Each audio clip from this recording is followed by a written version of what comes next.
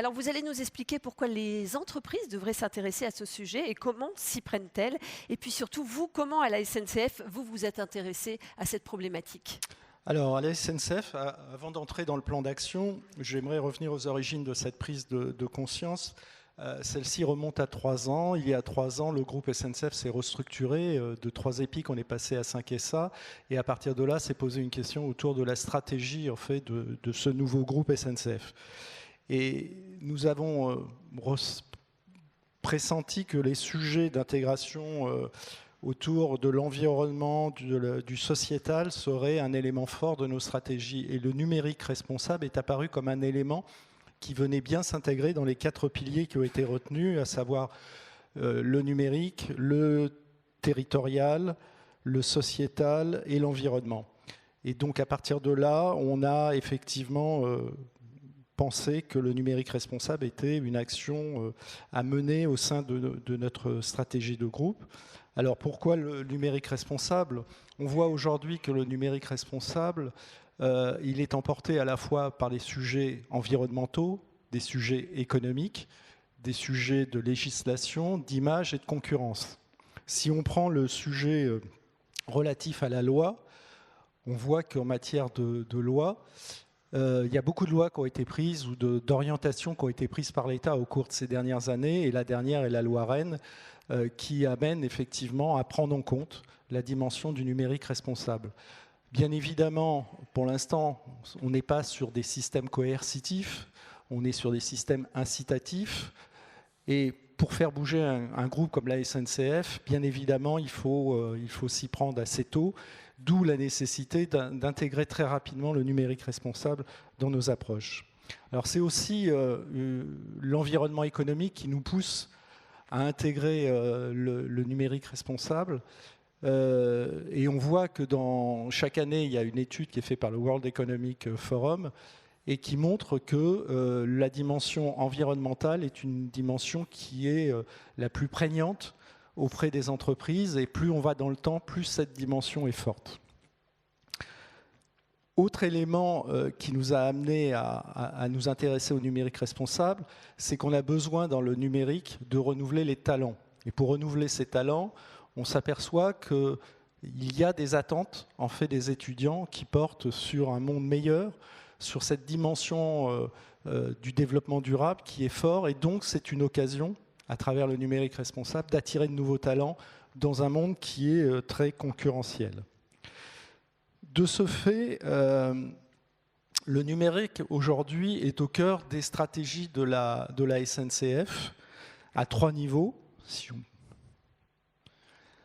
À la fois dans le projet d'entreprise qui s'appelle Tous SNCF, qui invente le transport de demain durable et humain. Donc on se retrouve bien avec ces différentes dimensions que je citais précédemment. Dans le domaine du numérique, donc on a inscrit la sobriété et l'inclusion numérique dans nos actions sur la feuille de route du numérique de la SNCF.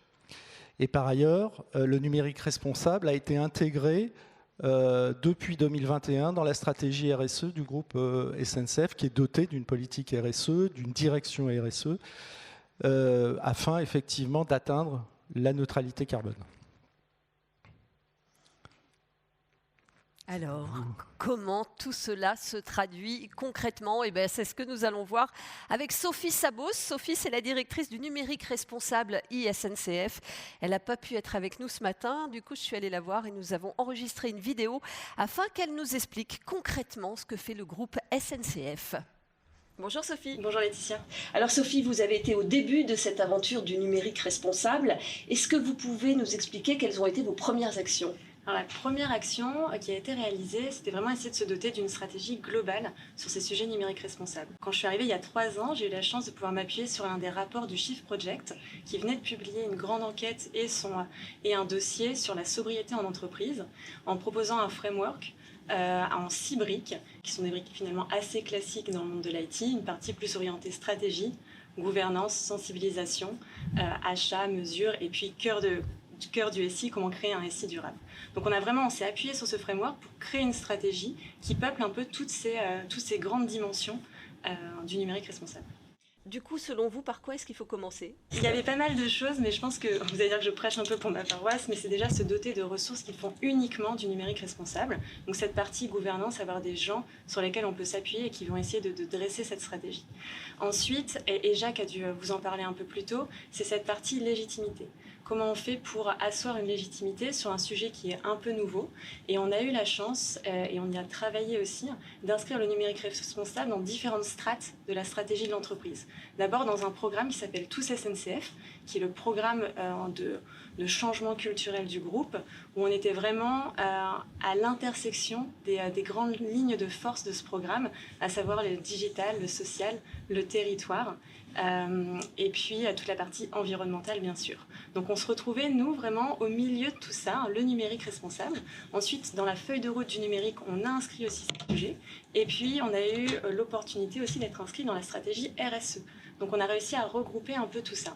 Donc ça, c'était la deuxième étape, trouver sa légitimité au sein des stratégies du groupe.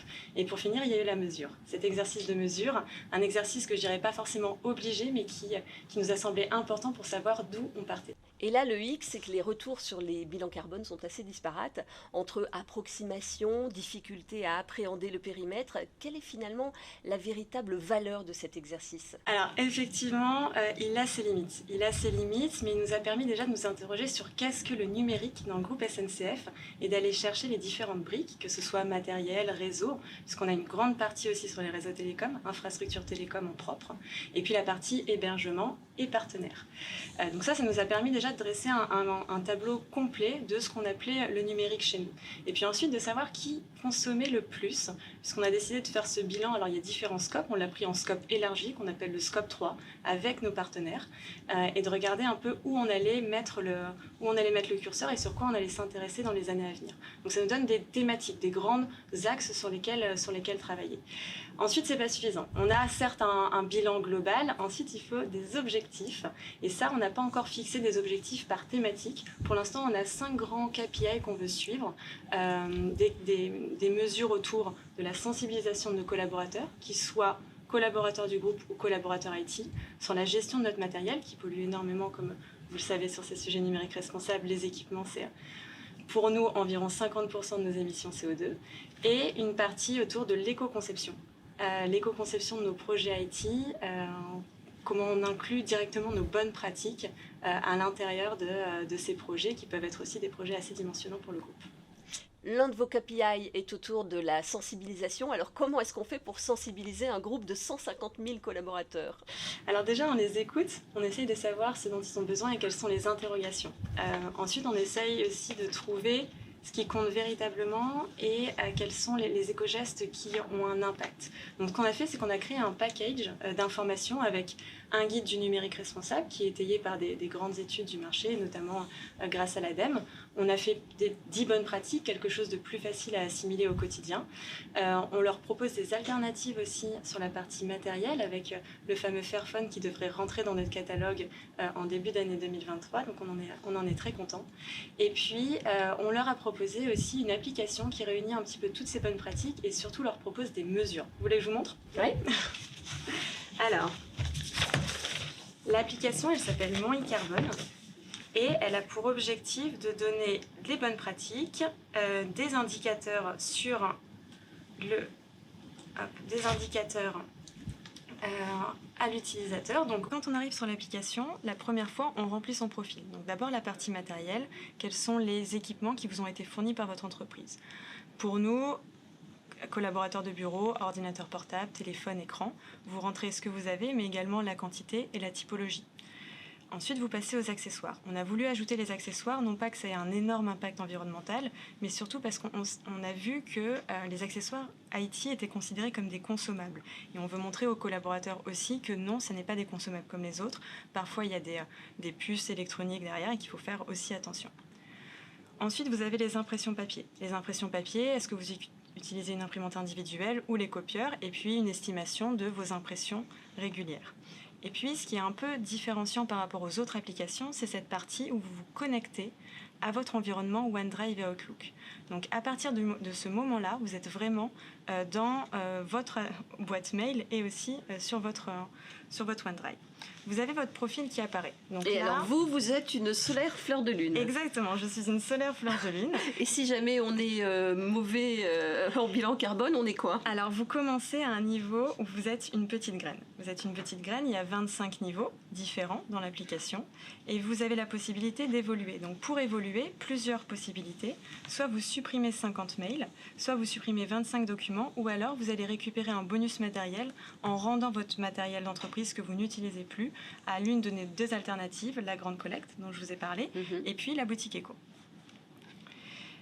Alors si je retourne sur mon bilan, vous avez un profil, mais vous avez surtout une partie sur les émissions CO2 que vous émettez par an. On a voulu être totalement transparent avec l'utilisateur sur la partie matérielle. Le matériel émet le plus de 75% pour la majorité des personnes, ce sont les émissions liées aux équipements, et notamment à cause de la partie fabrication. Et ensuite, vous avez l'empreinte OneDrive et l'empreinte Outlook. On a mis des équivalences pour être au plus proche aussi des collaborateurs et qu'ils puissent se référer à des choses qu'ils connaissent davantage, les lampes allumées, une télé ou encore, bien sûr, comme on a une entreprise de mobilité, des kilomètres voyageurs. Le plus important maintenant, c'est de passer à l'action. Vous avez votre premier bilan qui a été réalisé et vous voulez réduire votre impact. 4 possibilités pour réduire votre impact. Vous agissez sur votre matériel, votre OneDrive, Outlook ou vos impressions papier. Il y a des choses qui sont plus de l'ordre de la bonne pratique que l'on vous propose avec des liens pour vous expliquer en quoi le fait de ne pas démultiplier ces équipements ou allonger la durée de vie a un impact véritable sur ces sujets. Mais ce qui nous intéresse le plus, c'est la partie email ou mes documents. On vous propose des scripts d'effacement qui sont directement proposés et qui vont aller effacer, si vous l'acceptez, directement dans votre OneDrive et Outlook. 3 scripts proposés sur cette partie email. Les emails les plus anciens, vos notifications et newsletters qui datent de plus de 6 mois et on estime qu'ils n'ont un intérêt que temporaire sur ces premières semaines d'envoi, et vos emails les plus volumineux. Si je regarde sur la partie notifications et newsletters, donc là, on charge l'ensemble des notifications. Vous savez, ces notifications O365 où vous avez accepté une réunion. Donc vous avez la possibilité de les supprimer, ce qui est directement fait. Et ensuite, on a nos mails internes, que ce soit des mails sur nos plateformes de formation, services digitaux, etc. Donc vous nous simplifiez tout. Exactement. On vous propose, vous avez toujours le droit de refuser, bien sûr, mais en tout cas, on vous propose. Vous avez la possibilité de revoir vos mails si vous le souhaitez, et puis de sélectionner tout ou sélectionner qu'une partie. Mais quand c'est supprimé, c'est supprimé. Quand c'est supprimé, on le précise, c'est véritablement une suppression dans votre application. On a bien sûr pensé au process de récupération en cas de souci.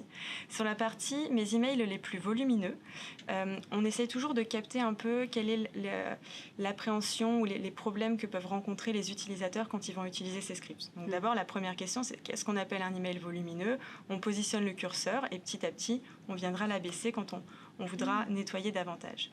Ensuite, ce qu'on vous propose, ce sont tous vos emails, et j'en ai, qui font plus de 15 mégaoctets. Soit vous pouvez les supprimer, comme tout à l'heure, soit vous avez la possibilité de sélectionner l'email et d'archiver la pièce jointe. Ce qui va créer directement dans votre OneDrive individuel un répertoire où vous allez pouvoir retrouver votre pièce jointe. Donc là, on n'agit pas tant sur la suppression, mais sur la rationalisation. On évite l'effet ping-pong de mail et on garde que le plus important, la pièce jointe la plus importante.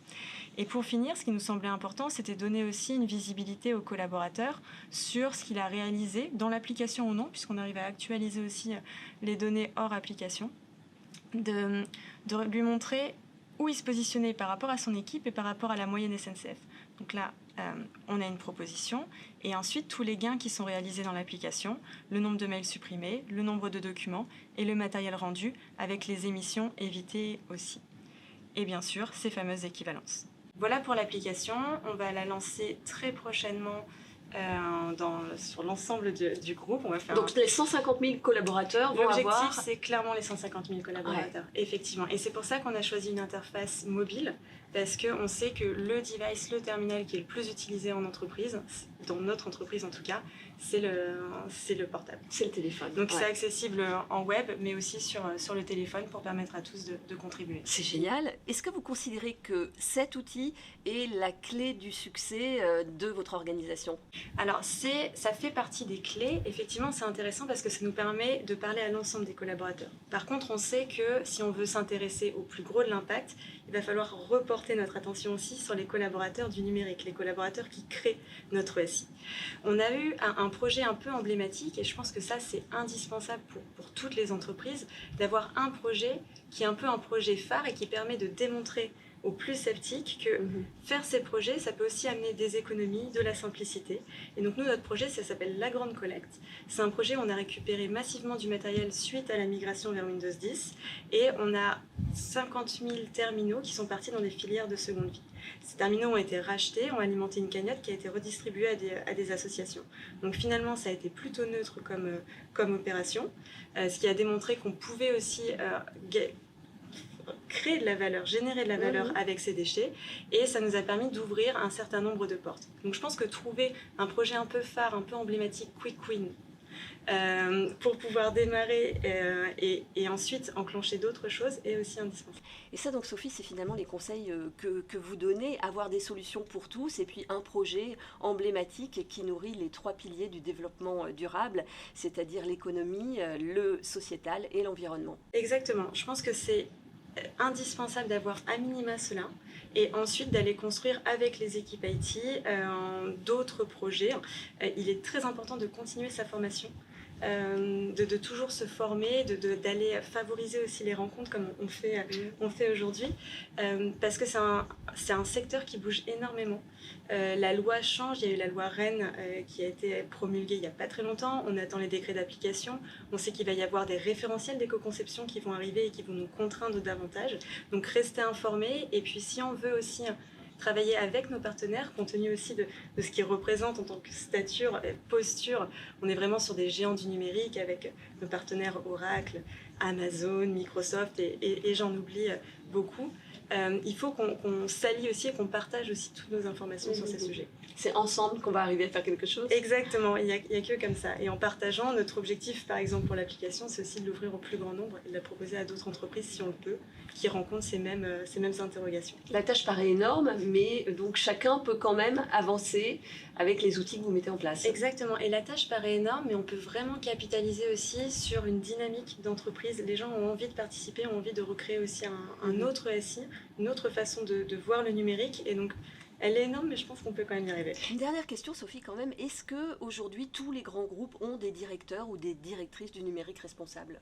Alors, je ne pense pas que ce soit une pratique qui soit généralisée à l'ensemble des grands groupes. On s'aperçoit que oui, il y en a de plus en plus, et tant mieux. On les retrouve dans des instances de discussion sur ces sujets. Ça me paraît véritablement important d'avoir quelqu'un qui incarne pour l'instant, un peu comme pour les CDO, les Chief Digital Officers à l'époque, où on en avait un qui incarnait, qui donnait un peu une voie ou une direction vers laquelle aller. Je pense que c'est pour le début, pour créer cette dynamique et cette stratégie, intéressant de se doter de ressources. Sophie, si on reprend vos grands piliers, vous nous avez parlé stratégie, gouvernance, mesure et sensibilisation. Que faire finalement sur ce qui nous intéresse le plus, c'est-à-dire le cœur du SI et ses grands partenaires ? Et donc là, je vais laisser Jacques reprendre la parole et puis dire un peu tout ce qui est fait côté équipe numérique et côté équipe IT pour essayer d'ancrer ce numérique responsable au plus proche des pratiques. Merci Sophie. Merci à vous. Au revoir. Merci à Sophie Sabos, donc directrice du numérique responsable ISNCF, qui donc nous a expliqué les actions concrètes du groupe. Mais elle vous a aussi posé une question, Jacques. Va falloir répondre maintenant. On va essayer de répondre. Après, Sophie, qui est une passionnée du numérique responsable, qui a mis en place effectivement ce numérique responsable au sein de ISNCF et du groupe SNCF. Premier point, c'est la sobriété. La sobriété, c'est quelque chose qu'on connaissait dans le monde du SI pendant longtemps, quand les ressources étaient rares. On cherchait effectivement à économiser, à pas trop consommer de stockage, etc. Donc c'est des choses qui existaient historiquement. Et là, quand on a commencé à faire le tour avec les équipes des actions dans le domaine du green, eh bien, on a constaté que les collaborateurs étaient déjà engagés sur ces sujets, qu'il y avait déjà pas mal de choses qu'ils avaient faites par eux-mêmes. Et donc, on en a profité pour recenser en fait l'ensemble de ces initiatives et de pouvoir les diffuser. Parce qu'effectivement, la diffusion de bonnes pratiques, de pratiques qui arrivent du terrain, c'est quelque chose qui est très positif et qui facilite effectivement l'acceptation par les équipes. Ensuite, il faut accompagner la transition. Et on fait comment pour accompagner cette transition ? Sur les projets, on fait une checklist du numérique responsable. Quelles sont les questions qu'on doit se poser effectivement dans un projet ? Comment effectivement on rend le projet qu'on gère beaucoup plus durable. Donc ça, c'est un premier élément, donc checklist. Deuxième élément, dans les comités de validation de projet, dans lesquels passent tous les projets qui vont être lancés, il y a un certain nombre de questions qui sont posées maintenant aux porteurs de projets sur le lien de leur projet par rapport au numérique responsable. Donc ça amène effectivement une transformation des esprits, une manière effectivement d'aborder le sujet différemment. Et puis dernière action qui est lancée en accompagnement, c'est auprès des cadres dirigeants notamment, mais pas que. C'est quelque chose qui va se déployer plus largement auprès des collaborateurs. C'est le label numérique dirigeant et qui permet d'intégrer aussi dans cette formation une dimension numérique responsable. C'est-à-dire au-delà du numérique, qu'est-ce qu'apporte le numérique ? Le numérique responsable est un élément particulier qui doit être effectivement dans la tête de tous les dirigeants et des cadres de la SNCF, du groupe SNCF. Donc ça, c'est l'accompagnement de la transition. Alors plus concrètement, nous avons travaillé sur un certain nombre d'axes qui a été d'ailleurs cité sur le matériel notamment. On a notamment lancé ce qu'on a appelé la grande collecte qui vise à recycler en fait les matériels. Sophie vous en a parlé. C'est quelque chose qui a beaucoup mobilisé les équipes parce que c'est très porteur en fait d'accompagnement social, sociétal, etc. Donc c'est quelque chose qui a été très positif. On a aussi une politique d'optimisation de l'utilisation des postes de travail. On a avancé rapidement. On peut revenir sur la slide, sur la slide précédente, sur le matériel. Voilà. Donc, auprès de la rationalisation effectivement de l'utilisation des environnements avec, pour chaque entité de SNCF qui gère un parc matériel, lui renvoyer un certain nombre d'indicateurs, de KPI qui lui permet de vérifier en fait la bonne utilisation en fait de son parc. Et puis on a aussi un projet qui vise à ce que nos fournisseurs et partenaires, lorsqu'ils viennent travailler à la SNCF, puissent travailler avec leur propre matériel, ce qui évite effectivement d'avoir un stock de matériel à disposition de nos prestataires notamment, qu'on peut faire disparaître. Et donc de ce fait, on réalise un certain nombre à la fois d'économies financières, mais aussi en matière de responsabilité durable. Ensuite, un autre sujet sur lequel nous travaillons, c'est la donnée. Donc la donnée, c'est le passage en fait, et l'optimisation donc du stockage de ces données, c'est le passage en fait dans le cloud d'un certain nombre de nos applications, du décommissionnement d'applications, parce qu'on se rend compte effectivement au quotidien que souvent on crée de nouveaux projets, mais qu'on ne tue pas forcément les anciennes applications qui restent toujours stockées, etc. Donc il y a un vrai travail autour du décommissionnement, du transfert en fait dans le cloud aussi de nos applications. On a le projet de former nos 2 data centers à horizon 2023. Donc cette opération était engagée depuis plusieurs années et donc on devrait fermer nos data centers pour rentrer effectivement dans une gestion à travers le cloud ou à travers des salles louées à des hébergeurs qui ont effectivement optimisé l'utilisation de leur data center. Et puis aussi intégrer la gestion du cycle de vie de la donnée dans le projet, comment effectivement mieux gérer la consommation dans le cloud. Alors ensuite, sur le développement, c'est quelque chose qui tourne autour de l'éco-conception. On souhaite que l'ensemble de nos développeurs internes, on a développé là une logique de centre de services internes où on forme des collaborateurs au numérique. c'est effectivement d'avoir l'éco-conception au cœur en fait, du développement, puisqu'on sait que c'est très consommateur aussi en matière d'énergie, d'avoir des programmes qui soient pas optimisés. Et puis on vérifie aussi avec nos prestataires externes, puisqu'on utilise aussi beaucoup de prestataires externes, leurs compétences dans ce domaine, c'est-à-dire est-ce qu'ils ont bien intégré cette dimension de l'éco-conception dans les prestations qu'ils nous rendent. Et pour terminer, un sujet autour des achats, donc c'est faire bouger notre écosystème, c'est s'assurer de l'existence et de la pertinence des critères RSE dans nos appels d'offres, puisqu'effectivement dans nos appels d'offres nous avons inscrit depuis de nombreuses années maintenant, mais avec un poids qui devient beaucoup plus important. On a mis 20% en fait, de critères RSE dans nos appels d'offres, ce qui a beaucoup bousculé nos collaborateurs, parce qu'il leur reste sur les critères financiers et techniques plus que 80%, donc ils disent 20% pour le RSE, mais et le reste, comment fait-on? Donc ça a beaucoup bouleversé les équipes. Et c'est quelque chose maintenant qui rentre en ligne de compte, et ça a aussi bouleversé nos fournisseurs qui ne savaient pas toujours répondre à cette question. Je confirme. Et donc c'est quelque chose effectivement aujourd'hui qui est en place et qui commence à produire ses premiers effets, mais ça sera long.